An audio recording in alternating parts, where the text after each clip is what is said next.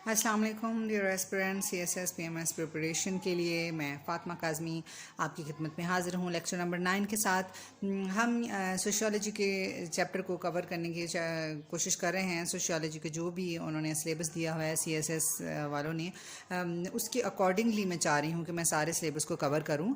और हमने सबसे पहले जनरल सोशियोलॉजी का पोर्शन उसको स्टार्ट किया है, उसमें इंडिविजुअल को जब का पोर्शन जो है उसको कवर किया है, कल्चर के पोर्शन को कवर किया है। अब हमारे पास चैप्टर 3 है जो कि सोसाइटी से रिलेटेड है। तो आज हम इंशाल्लाह सोसाइटी की डेफिनेशन और इसकी करैक्टरिस्टिक्स ऑफ सोसाइटी जो है उसको हम देखेंगे कि उसकी क्या खूबियाँ हैं, उसकी क्या खसूसियात हैं। ठीक है, इसमें सबसे पहले तो ये है कि सोसाइटी किसे कहते हैं, सोसाइटी कैसे बनती है।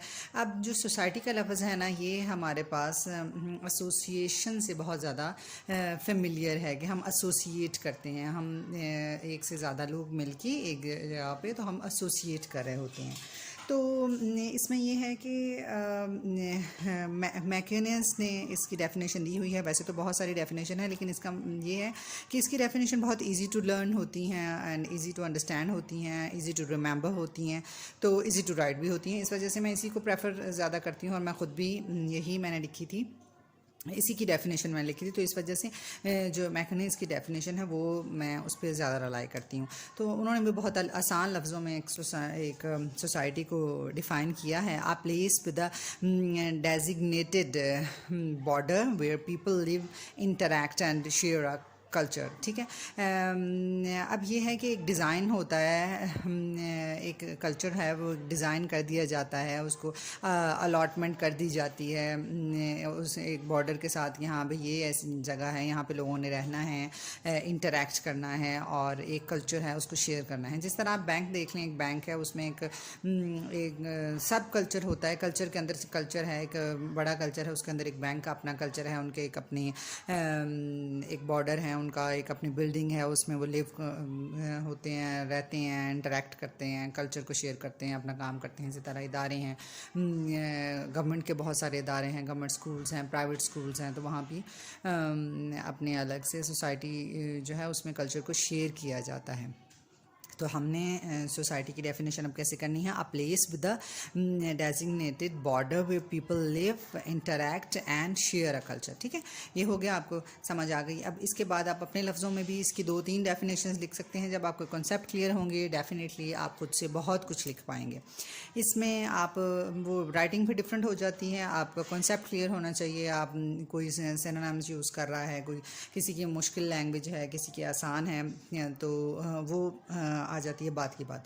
और बाज़-औक़ात ये भी होता है कि बहुत मुश्किल लैंग्वेज के चक्कर में आप अपना जो क्वेश्चन है उसका कॉन्सेप्ट ही गलत कर लेते हैं। तो आप ज़रूर जो भी आप सिनोनिम्स यूज़ करना चाहते हैं वो करें, लेकिन आप इस चीज़ को मद्देनज़र रखें कि उसका मीनिंग या उसका कॉन्सेप्ट चेंज ना होने पाए। ठीक है, उसके बाद है जी उसकी खूबियाँ, करैक्टरिस्टिक्स ऑफ सोसाइटी की हम बात करेंगे। सबसे पहले एक जो society can be defined and understood by keeping the following characteristics, that is number 1 is the human groups.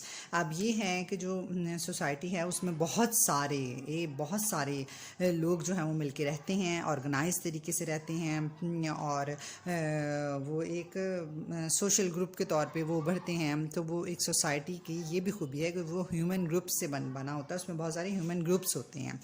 ठीक है, ये हो सकता है कि अपने अपने तौर पे जो ह्यूमन ग्रुप्स हैं उनके अलग उनके मोटिव्स हों, अलग उनके थॉट्स हो सकते हैं, लेकिन वो एक सोसाइटी के अंदर ही होते हैं। और वो जो सोसाइटी है उसकी खूबी है कि उसमें ह्यूमन ग्रुप्स होते हैं। ठीक है, उसके बाद जो सोसाइटी की खूबी ये है कि सोसाइटी जो है वो दैट इज़ वेरी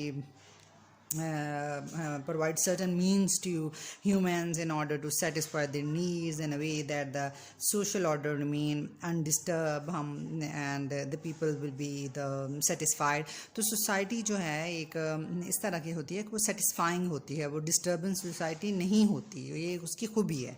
ठीक है, उसके बाद है dynamic। उसमें ये है कि जो society होती है वो हमेशा एक जैसी नहीं होती, उसमें बहुत सारी चेंजिंग आती रहती हैं। तो जब हम adoption of the new needs of humans bye adjusting its structure and institution जो है वो इसकी एक खूबी आ जाती है कि इसके अंदर ये एलिमेंट्स लाजमी तौर पे पाया होना चाहिए और होता भी है।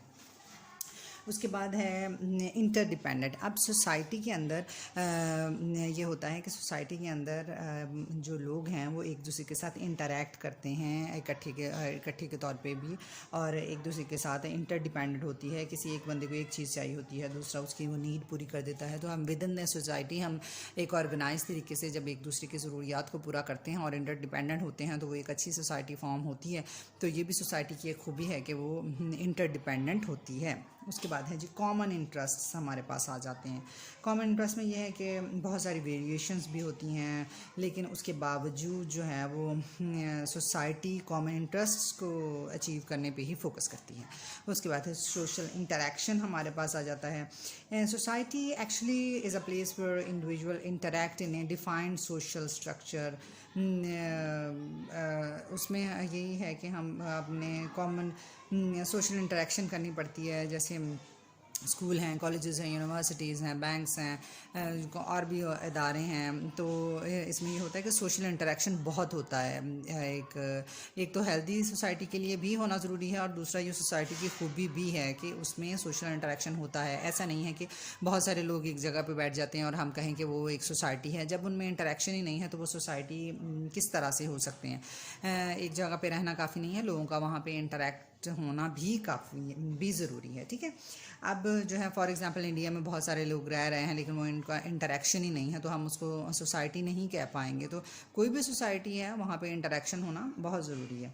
उसके बाद है सोशल इंस्टीट्यूशंस हैं। हमने पिछले अपने लेक्चर में भी देखा था कि इंस्टीट्यूशंस जो हैं वो सोशल इंस्टीट्यूशन कौन कौन से हैं। उसमें हमने पढ़ा था कि फैमिली है, एजुकेशन है, पॉलिटिक्स है। तो ये जो है ये सोशल इंस्टीट्यूशंस के तौर पे काम करते हैं। ये इस पार्टी अपना सोसाइटी का सब पार्ट्स होते हैं। उसके बाद जो मेजर चीज़ है कि सोसाइटी अपने अंदर टेक्नोलॉजी को भी होती है। ये नहीं कि वो टेक्नोलॉजी के साथ बाइकआउट कर देती है, नहीं, वो अडॉप्टेड टू टेक्नोलॉजी होती है। वो टेक्नोलॉजी को के अडॉप्शन को पसंद करती है, और जब वो एक सोसाइटी बहुत ज़्यादा टेक्नोलॉजी को अडॉप्ट कर लेती है तो फिर ज़ाहिर है वो कॉम्प्लेक्स हो जाती है और चेंज भी हो जाती हैं। That is the other way of the dynamic society. और उसके बाद है जी culture society is defined by its own culture that provides its members appropriate ways to behave. इसका कल्चर है वो किस तरह से उनके नॉर्म्स हैं, उनके वैल्यूज़ हैं, उनके कस्टम्स हैं, एक्सेट्रा। ओके, उसके बाद है जियोग्राफिकल बाउंड्री। एक जैसे मैंने पहले बताया इसकी डेफिनेशन में भी है कि ख़ास किस्म की बाउंड्री होनी चाहिए, तो फिर ही वो एक सोसाइटी को वो शो करेगी, फिर ही एक सोसाइटी बनेगी। तो एक जो सोसाइटी है उसकी ये खूबी होती है कि उसका एक ख़ास एरिया होता है, जो डिफाइंड एरिया होता है, जो उसकी जियोग्राफी एक बाउंड्री होती है। उसके बाद कोड ऑफ कंडक्ट है। हर जो सोसाइटी है उसमें फॉर्मल और इनफॉर्मल मैकेनिज़म्स होते हैं सोसाइटी को कंट्रोल करने के, लोगों को बिहेव करने के, कि किस तरह से लोग बिहेव करेंगे तो किस तरह ये सोसाइटी चलेगी। जिस तरह हर इदारे में भी होते हैं, तो इसको कोड ऑफ कंडक्ट जो है वो प्रैक्टिसेस सोसाइटी में शामिल है। इसके अलावा सोशलाइजेशन है। ये अब देखेंगे, ये बहुत इंपॉर्टेंट है। अब ये एक ऐसा प्रोसेस है where the individual are made to learn the pattern that help survival of society. Socialize लोग करते हैं, और इसी तरह जो सोसाइटी मजबूत होती है और उनके दरमियान बॉन्डिंग ज़्यादा होती है। तो उसके साथ साथ मैं एक छोटा सा कॉन्सेप्ट भी आप लोगों के साथ शेयर करना चाहूँगी कि सोशो कल्चर एवेल्यूएशन का बाज़-औक़ात आता है कि उसको डिफ़ाइन करें कि वो क्या है।